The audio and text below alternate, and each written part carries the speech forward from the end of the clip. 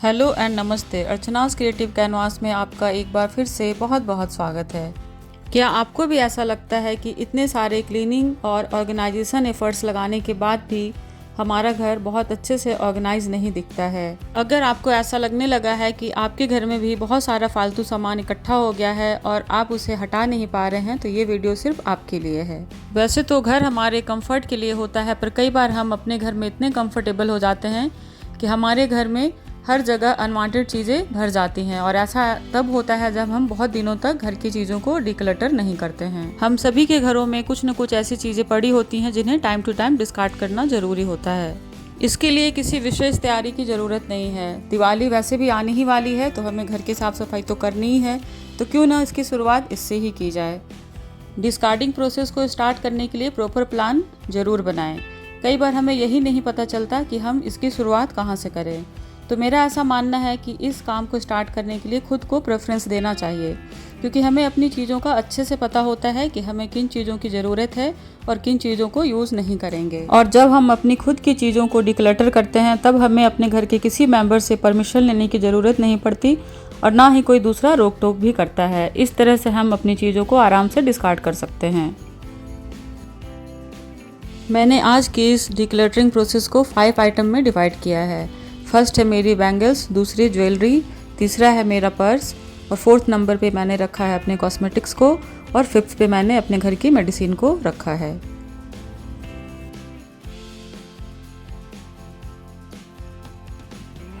तो ये है मेरे ड्रेसिंग टेबल का एक छोटा सा ड्रॉअर, जिसमें मैं अपने बैंगल्स और अपनी ज्वेलरी को स्टोर करके रखती हूँ।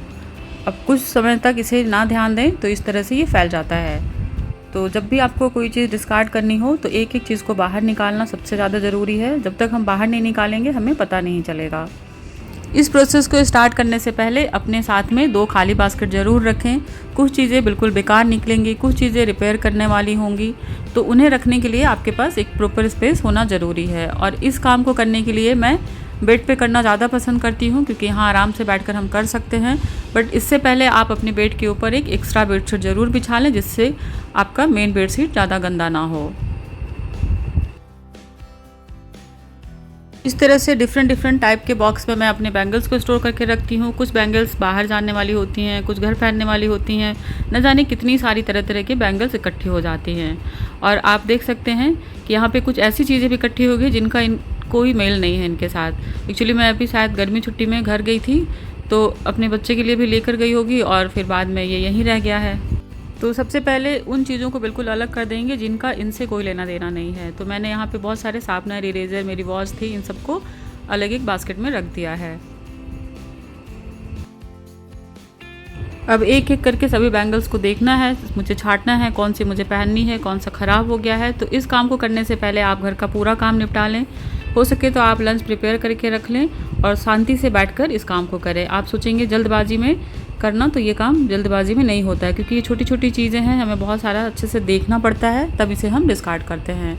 घर की बड़ी चीज़ें हम इजीली हटा सकते हैं, पर इन छोटी छोटी चीज़ों में थोड़ा समय ज़्यादा लगता है। एक प्लास्टिक पाउच में बहुत सारे मेटल के बैंगल्स हैं, जिसे मैंने निकाल कर देखा तो कुछ बैंगल तो मैंने काफ़ी पहन रखे थे और ये बैंगल बिल्कुल काली हो गई है। पता नहीं कैमरा में आपको दिख नहीं रहा होगा, बट मैंने इसे काफ़ी यूज़ भी कर लिया है, तो अब इसे मैं नहीं पहनूंगी, तो इसे मैं डिस्कार्ड कर दूंगी। तो इस तरह से आप एक एक चीज़ को अच्छे से सोच समझ कर डिस्कार्ड कर दें। बहुत दिनों तक रखने की कोई ज़रूरत नहीं है अगर आप इसे नहीं पहनना चाहते हैं तो मैंने काफ़ी सालों से इसे रखा हुआ है, अब इसे मैं हटा दूँगी। हो सकता है मैं इसका कोई DIY बना लूँ, तो इसलिए मैं उसे अलग रख दूँगी। इन बैंगल्स को भी न जाने मैंने कितने सालों से नहीं पहना हुआ है, पर यूं ही ये पड़ा हुआ है। इस तरह से हम अगर चीज़ों को रखते हैं तो हमें अपनी काम की चीज़ें भी लेना काफ़ी मुश्किल हो जाता है, क्योंकि ये बार बार यही हाथ में आती हैं। तो इस बार मैंने सोचा है कि जिन चीज़ों को मैं नहीं यूज़ करूँगी, इसे इस ड्रॉअर से बिल्कुल हटा ही दूँगी। इस बैंगल बॉक्स के अंदर मैं अपनी उन बैंगल्स को रखती हूँ जब मैं किसी मैरिज में जाती हूँ, साड़ी पहनती हूँ, तब पहनती हूँ। बट टाइम के साथ इसमें भी कुछ बैंगल्स ऐसी हो गई हैं जो अपनी शाइन को खो चुकी हैं, तो ऐसे बैंगल्स को रखने का कोई फ़ायदा नहीं है। तो अब मैं इसमें से देखकर यहाँ से भी हटा दूँगी। तो डिक्लटरिंग करते समय आप भी इस बात का ध्यान रखें कि आप उन्हीं चीज़ों को वापस अपने बॉक्स के अंदर रखें जिनकी कंडीशन अच्छी हो, जो कलर अच्छा हो, आप जिसे यूज़ करेंगे उन्हीं को रखें। अगर आपको लगता है कि कोई फेड हो गया है तो आप उसे ज़रूर डिस्कार्ड कर दें। इस कैबिनेट के अंदर मैंने इस तरह से बैंगल्स को स्टोर करने के लिए स्पेस बनाया हुआ है, जिसमें मैं अपने डेली यूज़ के बैंगल्स रखती हूँ। कभी कहीं से आई और टाइम नहीं मिला तो मैं इसमें हैंग कर देती हूँ, पर ऐसे करते करते न जाने इसमें भी कितनी सारी ऐसी बैंगल्स इकट्ठी हो गई हैं जो बिल्कुल साइन खो चुकी हैं, जो बिल्कुल ख़राब हो चुकी हैं, अब मुझे बिल्कुल नहीं पहनना। अगर आप इस तरह के बॉक्स में अपने बैंगल्स को रखते हैं तो ये आपस में मिक्स हो जाती हैं। तो इसके लिए मैंने इस तरह के टॉयलेट रोल को कट कर लिया है। कट करके इसके अंदर डिवाइडर बना दूंगी। इस तरह से अगर आप करके रखेंगे तो आपकी बैंगल्स इस तरह के बॉक्स में भी अच्छे से ऑर्गेनाइज रहेंगी। तो इस तरह से जीरो कॉस्ट में मेरा बैंगल बॉक्स बनकर रेडी हो गया है। और इस तरह से जब मैं बैंगल को रखूँगी तो ये बैंगल आपस में मिक्स नहीं होंगे और जब मुझे जो कलर लेना होगा मैं इजीली इसमें से निकाल पाऊँगी।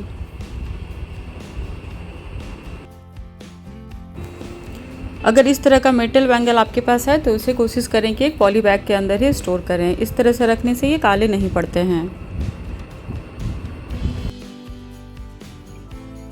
तो इस तरह से थोड़ा सा टाइम और एफर्ट डालकर मैंने अपने बैंगल्स को सेग्रीगेट कर लिया है।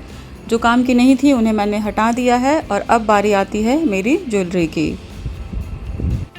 इस तरह का ज्वेलरी बॉक्स मैंने परचेज़ किया हुआ है जिसके अंदर मैं अपनी ईयरिंग्स को स्टोर करके रखती हूँ। पर ऐसा बिल्कुल भी ज़रूरी नहीं कि आप महंगे महंगे ऑर्गेनाइज़र ख़रीद लेंगे तो आपकी चीज़ें हमेशा ऑर्गेनाइज रहेंगी।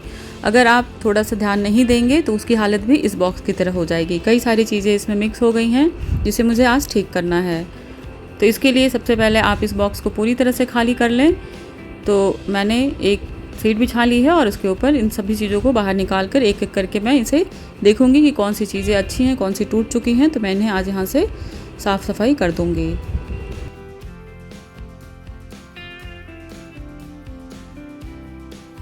और एक दूसरा ऑर्गेनाइज़र है जिसके अंदर मैं अपने नेकलेस को रखती हूँ। इस तरह से ऑर्गेनाइज़र में रखी हुई चीज़ें आसानी से मिल जाती हैं, बट फिर भी मेरा मानना है कि बीच बीच में इन्हें डिक्लटर करना बहुत ज़रूरी है।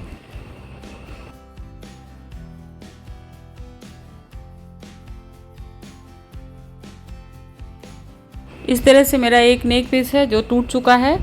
मुझे बहुत ये पसंद था और मैंने बहुत पहना भी है इसे, बट मैं हमेशा चाहती थी कि मैं इसे बनवा लूँगी, ठीक करा लूँगी, और ऐसे करके सालों साल ये पड़ा हुआ है। ना मैंने इसे बनवाया, ना मैंने इसे हटाया।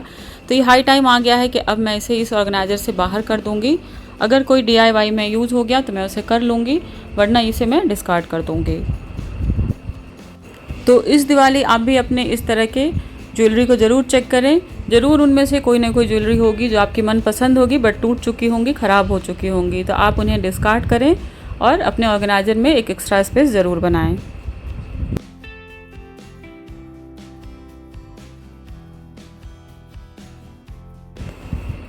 एक और चेन है जो बिल्कुल काली हो गई है, इसे मैं नहीं पहनूंगी, तो इसे भी मैंने हटा दिया है। इस तरह से जो इयरिंग्स मुझे नहीं पहनने हैं उसे भी मैंने अलग साइड में रख दिया है। इस ऑर्गेनाइज़र के अंदर उसे नहीं रखूंगी। इसी दौरान मुझे एक और टूटा हुआ नेक पीस मिला। ये बिल्कुल जुड़ भी नहीं सकता, तो ये पूरी तरह से ख़राब हो चुका है, तो इसे भी मैं डिस्कार्ड कर दूंगी। कुछ इयरिंग्स ऐसे मिले जिनका पेयर खो चुका था, तो ऐसे इयरिंग्स रखने का कोई फ़ायदा नहीं है, तो इसे भी आप डिस्कार्ड कर दीजिए।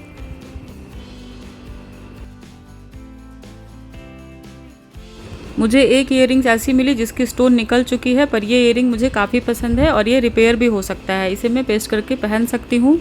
तो अगर आपको लगता है कि आप रिपेयर करके पहन सकते हैं, ये काम की है, तो आप इसे अपने ऑर्गेनाइज़र में रख सकते हैं।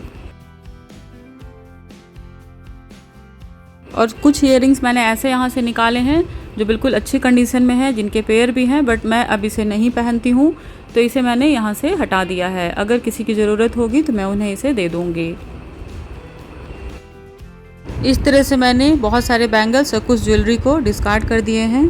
कुछ बैंगल्स यहाँ पे यूज़ करने लायक हैं और कुछ थोड़ी ज़्यादा ख़राब हो गई हैं, तो मैं अपने हाउस हेल्पर को पूछ लूँगी। अगर उन्हें चाहिए होगा तो मैं उन्हें दे दूँगी, और नहीं तो फिर मैं इसे डिस्कार्ड कर दूँगी। और कुछ बैंगल्स मैंने ऐसे रखे हैं जिसका मैं शायद DIY बना सकती हूँ।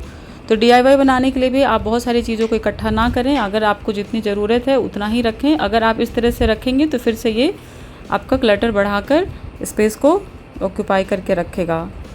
अब बढ़ते हैं अपने पर्स की तरफ। तो इस तरह के पेपर ऑर्गेनाइजर में मैंने अपने छोटे पर्स को रखा हुआ है। इस तरह से रखने से सभी पर्स एक साथ मिल जाते हैं। पर अब ये वाली पर्स काफ़ी ख़राब हो चुकी है, इसके ऊपर का लेयर काफ़ी निकल रहा है। आप देख सकते हैं कि अंदर से अभी भी अच्छा है पर बाहर से ये ख़राब हो चुकी है। तो इस तरह के पर्स को रखने का कोई फ़ायदा नहीं, इसे मैं अब डिस्कार्ड कर दूँगी। तो जब भी आप इस तरह का कोई चीज़ डिस्कार्ड करें तो इसके अंदर आप ज़रूर चेक कर लें कि आपका कोई वैल्यूएबल सामान तो इसके अंदर नहीं रखा हुआ है। इसी ऑर्गेनाइज़र में एक वॉलेट है, वो भी ख़राब हो चुका है। साथ ही एक और छोटा पर्स है, वो भी ख़राब हो चुका है। तो इन्हें भी मैं यहाँ से हटा दूँगी। और जिनकी कंडीशन अच्छी है उन्हें मैं इसी ऑर्गेनाइज़र में ऑर्गेनाइज करके रख दूँगी। ये एक कपड़े का स्लिंग बैग है जिसे मैं अब यूज़ नहीं करती हूँ और इसकी कंडीशन बिल्कुल अच्छी है, तो इसे मैं किसी को दे दूँगी जिनको इसकी ज़रूरत होगी।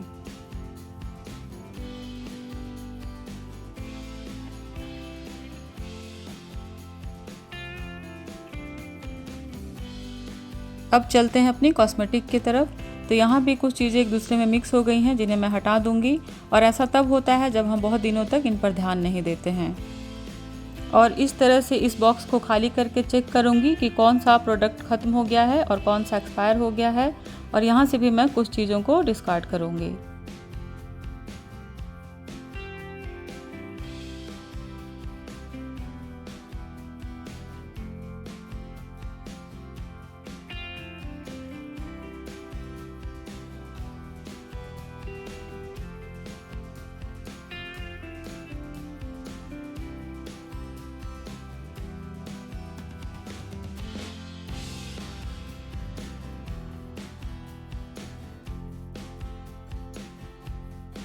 अब अपने नेल पॉलिश को ही देख लेते हैं। तो आपके पास भी कोई ना कोई ऐसी नेल पॉलिश ज़रूर पड़ी होंगी जो या तो पूरी तरह से ख़त्म हो गई होंगी या वो ड्राई हो गई होंगी।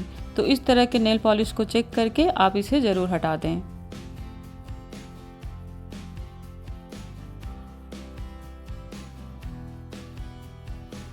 सेम इसी तरह से और भी इस तरह का प्रोडक्ट है जो एक्सपायर हो चुका है या ख़त्म हो चुका है, तो उसे आप डिस्कार्ड ज़रूर कर दें।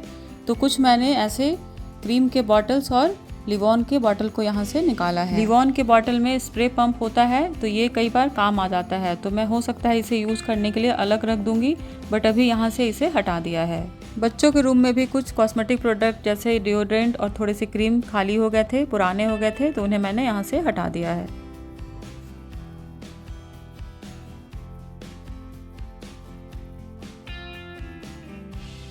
इस तरह के मेकअप से रिलेटेड आइटम पड़े हुए हैं जिन्हें मैं यूज़ नहीं करती हूँ, तो इसे भी मैं हटा दूँगी। ये किसी ने मुझे गिफ्ट किया था पर मैंने इसे आज तक यूज़ भी नहीं किया है और अब तो ये काफ़ी पुराना भी हो गया है, तो इसे भी मैं यहाँ से हटा दूँगी।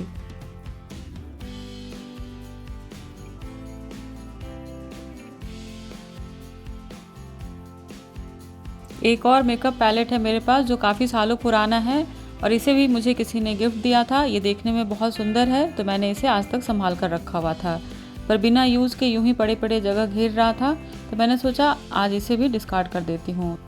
तो कभी कभी हमें अपने इमोशन को छोड़कर चीज़ों को ज़रूर हटा देना चाहिए। जिन चीज़ का हम यूज़ नहीं कर रहे हैं उन्हें रखने का कोई फ़ायदा नहीं है।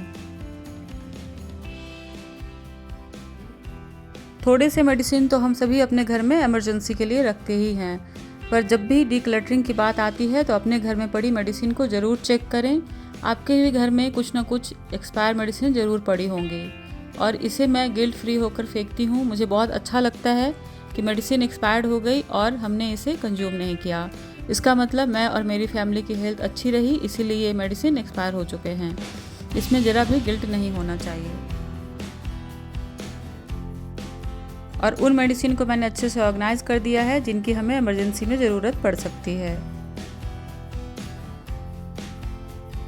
डीक्लटरिंग करते समय एक चीज़ ज़रूर ध्यान में रखना चाहिए कि इसके बाद आपके ऑर्गेनाइज़र या आपके ड्रॉर में एक्स्ट्रा स्पेस ज़रूर बनना चाहिए। अगर ऐसा नहीं हुआ तो इसका मतलब आपने इस प्रोसेस को सही तरीके से नहीं किया है।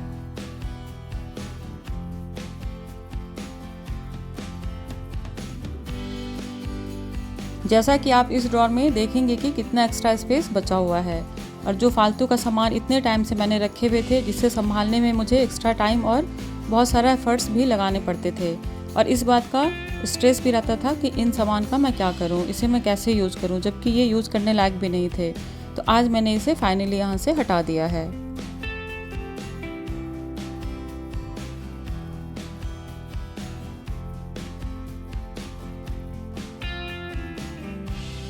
तो ऐसी कुछ न कुछ चीज़ें आपके घर में भी ज़रूर होंगी जो आपके काम की नहीं होंगी, आपको पसंद नहीं होंगे या वो ख़राब हो चुके होंगे। तो आप भी एक ऐसी कैटेगरी बनाइए कि किन चीज़ों को आप डोनेट करना है, किन चीज़ों को कबाड़ में डालना है और किन चीज़ों को कूड़ेदान में फेंकना है। तो देर किस बात की, आप भी सारे सेंटिमेंट को छोड़ दीजिए और इस दिवाली अपने घर में एक्स्ट्रा स्पेस ज़रूर बनाइए।